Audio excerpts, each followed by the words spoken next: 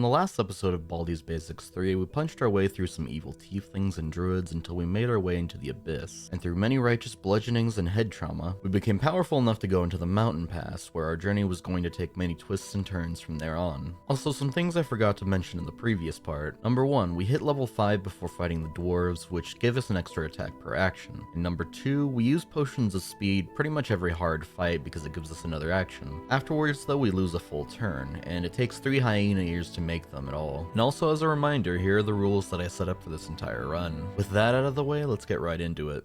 The first thing we see in the new act is Lae'zel's soul hanging around, begging to be revived. We ignore it and come across an old lady who begs us for a githyanki egg from the local creche. Being the good neighbor that I am, I agree to her proposal to get the egg for her omelet. Also afterwards, I stole some gloves from her that give our unarmed attacks fire damage. We go down a fancy lift and find a few githyanki bullying some absolutists, and shortly afterwards we make our way into the fort the creche is hiding in. After making our way through some exploding kobolds and magic cats, we find our way into the creche. We're then met with some githyanki who guide us to the local doctor to cure our brain slugitis. We meet up with said doctor and immediately steal 3 brain slugs from her and eat them while she's not looking. Dr. Brainsplatter then decides to put us in a super alien brain slug destroyer machine and starts to pick out our brain. As soon as we get into the machine, we feel like our brains are being splattered all over the place. We figure out that this machine won't just cure us, but it'll also kill us. So as a result, we end up killing it first, with the sheer power of thinking too hard about that really embarrassing thing you did in middle school that everyone definitely remembers. Also, fun fact, I failed multiple skill checks in this chair, which later I found out gave me a permanent -2 intelligence to my stats. Me am not make very good thinking from here on. After that ordeal is done, we meet up with the commander of the creche to show them our floating orb thingy. A few conversations later, the githyanki queen Vlaakith starts talking to us. She's called the Lich Queen, but she's definitely not evil, guys, I promise. Wonder what happened to Arthas though. Vlaakith says there's an evil guy in our orb and wants us to kill them, so we say okay. We go into the orb and it's our dream friend who says not to kill him, so we say okay. We leave the orb without killing anyone and suddenly the whole creche wants to kill us, so we say okay.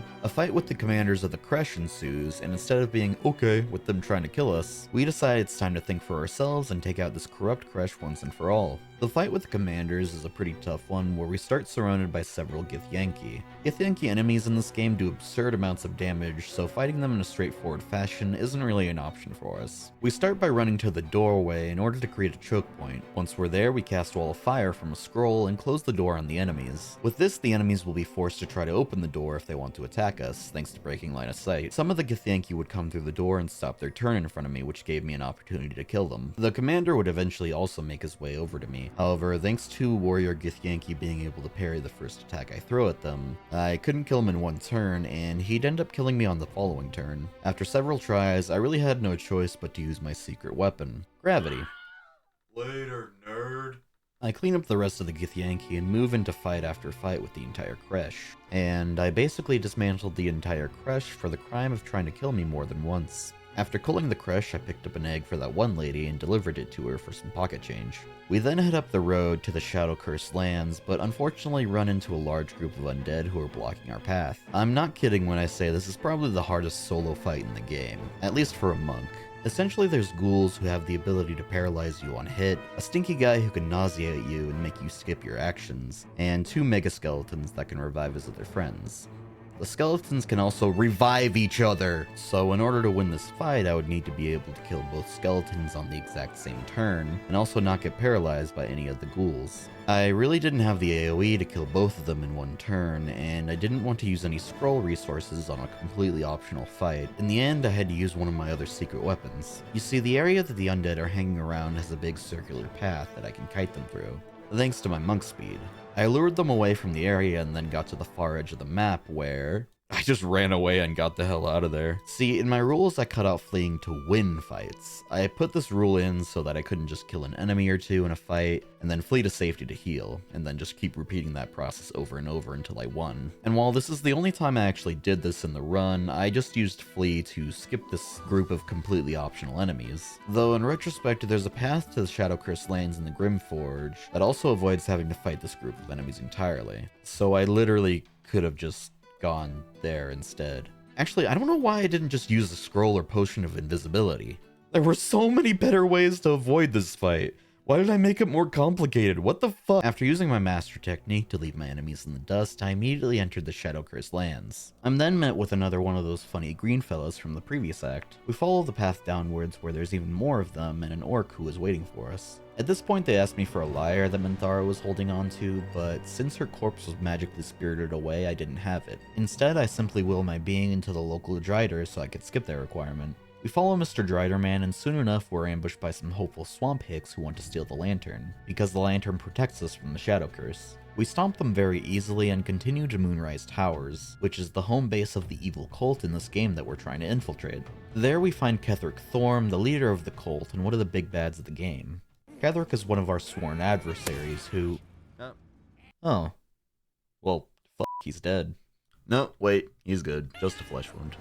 We find out Ketheric is immortal, and he gives us a chance to use some of our ingrained force powers to play with some goblins. Afterwards, we get a quest from an orc lady upstairs to go help a guy named Balthazar, who's in the Shar Temple, a local temple for the Goddess of Shadows. But we need our own lantern first, otherwise we'll be hurt by the Shadow Curse land's Shadow Curse. So we pick up a spare lantern in Balthazar's room, and we're ready to start our journey into exploring the rest of the act. First we head to the docks and shove some of the tower guards into the ocean, where they all instantly die because, as everyone knows, swimming hasn't been invented yet. Afterwards we break open a brain slug barrel and take a few extra points of slug juice for our brain powers. Next up we go around the entire area wiping out all of the optional bosses for some easy EXP. First up there's the golden gatekeeper Ketheric Thorm, whom we intimidate so hard she instantly explodes and gives us a ton of free gold. Secondly we find the thickest Thorm, Thizibald, who we challenge to a literal poison drinking contest and somehow win, causing him to also explode. After ingesting about 10 pounds of poison due to peer pressure from a bartender, we head over to the local doctor's office and buy some medicine from the nurse there. Then we head over to our third target, Dr. Malice Thorm. We weren't lucky enough to make him explode with our words like we did the previous two bosses, and instead a fight breaks out when the doctor realizes I have no insurance, and I refuse to pay the $5,000 bill for my routine blood test. In this fight, the doctor can destroy not only my life savings, but also my life if I let him synergize with any of the 4 nurses in the fight. If he grabs one of their tools, he can do an insane amount of damage in one turn.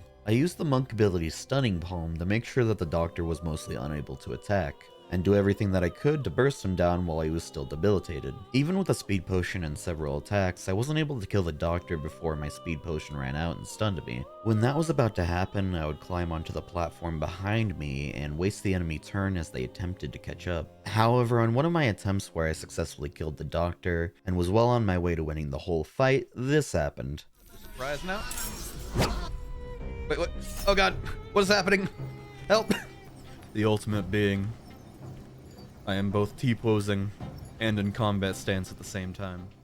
It seemed like I had entered a space between the stair steps and phased out of existence mid-fight. Shortly after this glitch occurred, my character fell underneath the map and died from the Shadow Curse. I had to reload the entire fight and do it all over again after that. This time, while avoiding the staircase boss, I managed to defeat the doctor and his nurses, and retain both my savings and my life. With all of those Thorms dealt with, I decided it was a good time to start heading into the Shar Temple. Unfortunately for me, however, Raphael is waiting in front of the temple. He warns me about some ancient evil that was going to be awoken in the temple or some shit. I don't know, I wasn't paying attention. Disregarding pompous McRhymes a lot, I headed into the temple itself. After brute forcing a couple of puzzles made for Shar babies, some skeletons harass us over our meaty flesh. But then some Shar shadow dudes pop out and we're forced to work with the skeletons to defeat them. The fights with these Shar fellas have us take out some mystical black holes that spawn more Shar dudes in every other turn.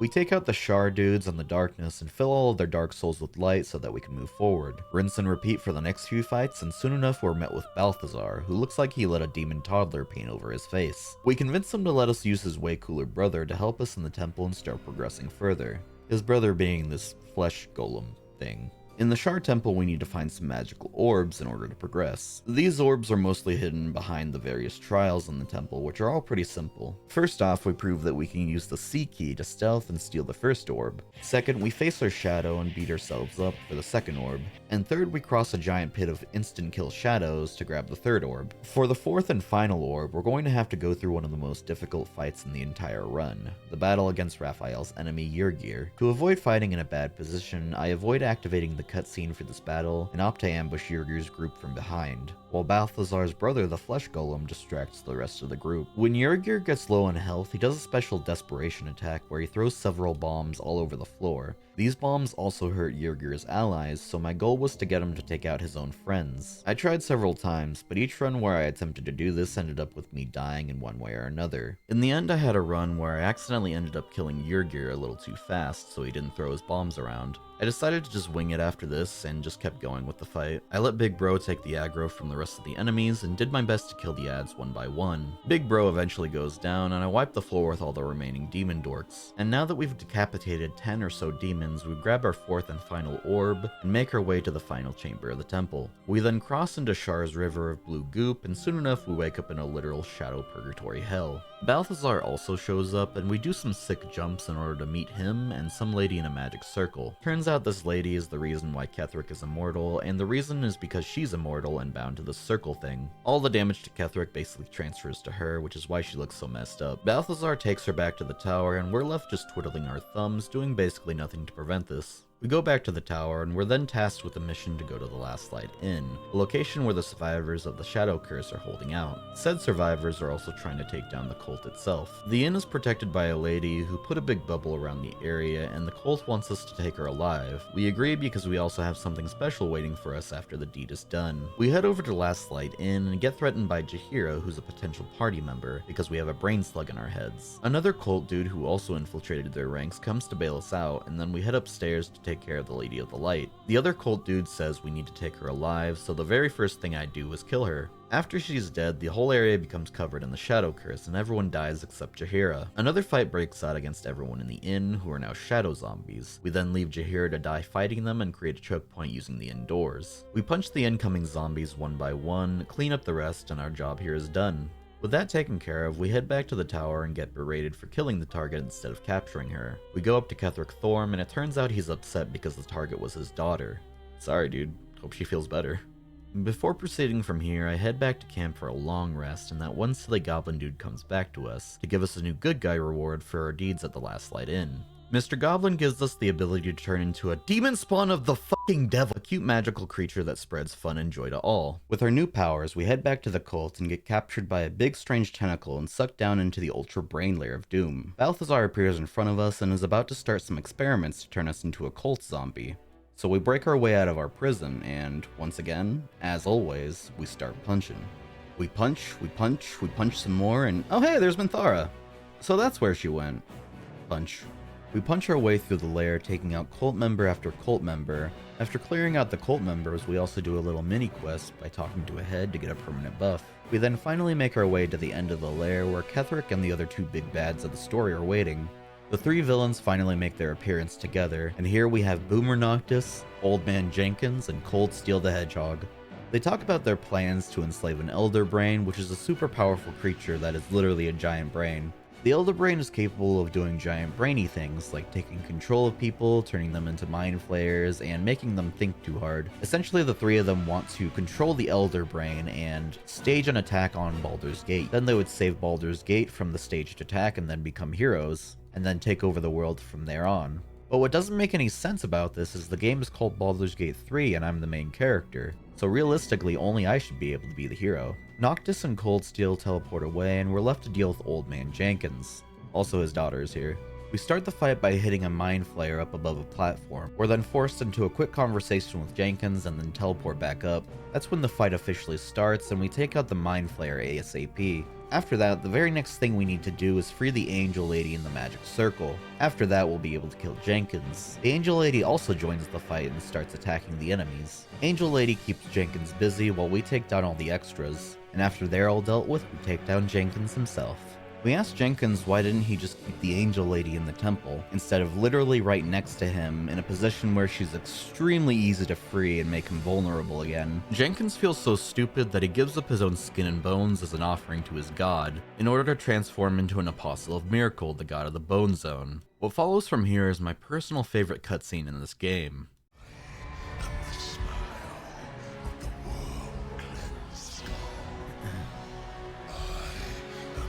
I love this.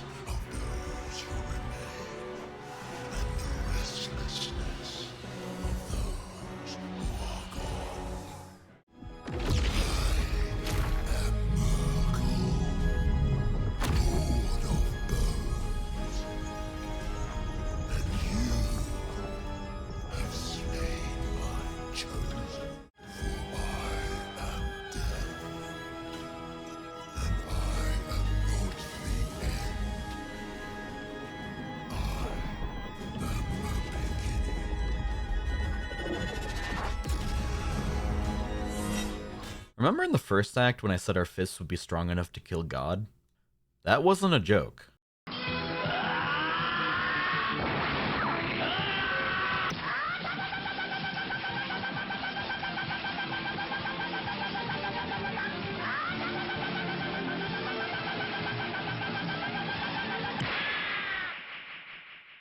We obliterate any and all bones Miracle has, and both Miracle and Jenkins disintegrate in the following cutscene. We take the stone off of Ketheric's armor, and the Dream Visitor comes over to say we did a good job. The Dream Visitor then tells us about how we need to find all 3 Chaos Emeralds to prevent the Big Brain from destroying everything. And sure enough, our next goal is clear. We've got to head to Baldur's Gate 3 and take out Noctis and Coldsteel. We head back to the tower, and Withers comes over to give us some exposition. He gives us some exposition on the 3 gods trying to take over the world, who are fittingly named the Dead 3 after what we're going to do to them. The Angel Lady is also in the tower, and they're mad at us for not saving her sooner, to which we exclaim it's really not our problem, and then we head off to Baldur's Gate 3. We take to the road again, and head over to the entrance of the final act of the game, ready to become the heroes that we know we can become. Wait, what? Some githyanki teleport in right at the entrance of the 3rd act, and we're forced to deal with them. Githyanki still hit hard as trucks, so it's a bit tricky, but we deal with the commander that's with them, and then take out the rest one by one. Now we're definitely ready to head to the final act. We look back on the Shadow Curse lands, leaving it forever cursed as it was, and our journey takes us over to a fort not too far from Baldur's Gate itself. We look over the horizon into Baldur's Gate, prepared to deal with the Elder Brain, the Dead 3, and anything else the world could throw at us. Once again, I'd like to thank you all for watching. I'm already in the process of making the Act 3 video, and if you'd like to show your support, please consider subscribing and leaving your thoughts in the comments below. Additionally, I stream on Twitch almost every day, and you can find the link to that in the description. But yeah, I'll see you guys next time. Later.